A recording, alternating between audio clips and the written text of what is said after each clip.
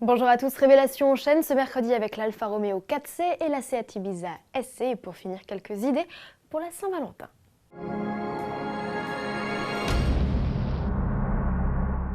La 4C a fini de jouer l'Arlésienne. Alfa Romeo a officiellement annoncé que sa sportive de place, petite sœur de la 8C Competition, serait présentée au Salon de Genève, la même où 2 ans plus tôt, elle fut dévoilée sous forme de concept. La 4C de production conserve le physique du proto et ses caractéristiques.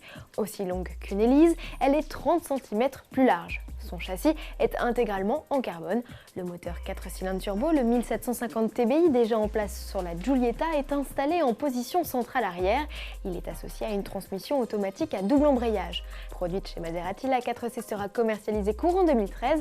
Les États-Unis en profiteront aussi. Ce sera le grand retour d'Alfa Romeo au pays de l'oncle Sam.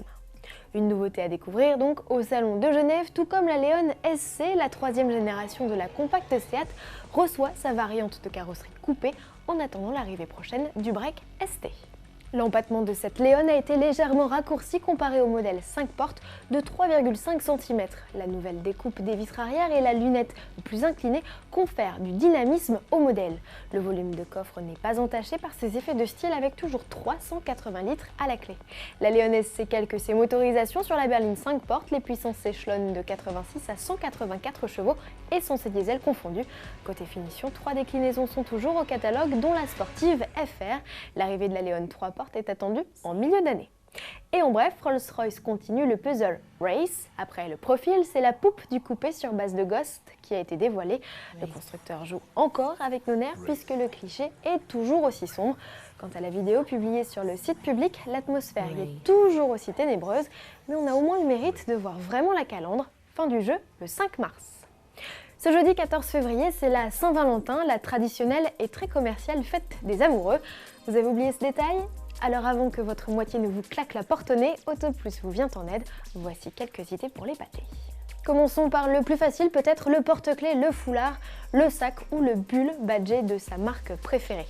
Pour ceux qui souhaitent en mettre plein la vue, alors Dulciné ou Prince Charmant, il y a le stage de pilotage, la balade en limousine. On a même trouvé sur le net une balade en 2 chevaux avec chauffeur en tenue de Titi parisien ou le carrosse de Cendrillon. Trop guindé? Alors optez pour l'Autolib, le service de location de voitures en libre service offre ce 14 février un trajet d'1h30 au départ de la banlieue vers Paris. Enfin, pour les plus gourmets, voici quelques idées de restaurants toujours liés à l'automobile. Le Haut-Bolide près d'Angers, la Talente à la Cité de l'Automobile de Mulhouse, ou encore à Saint-Rémy de Provence, le restaurant du Pilote, chef étoilé, Marc de Passorio. À Paris, l'atelier Renault sur les Champs-Élysées ou le bar-resto Auto Passion Café à la Porte d'Orléans se feront un plaisir de vous accueillir dans un cadre 100% auto. Enfin, pour ceux qui sont plutôt dînés à la maison, voici des desserts originaux pour déclarer votre flamme à l'élu de votre cœur. Et c'est Norbert Tarrer, demi-finaliste au concours Top Chef 2012, qui vous propose de concocter un taco gaufre, à moins que vous ne soyez plutôt bolide fruité ou encore roadster chamallow. À vos fourneaux, à demain.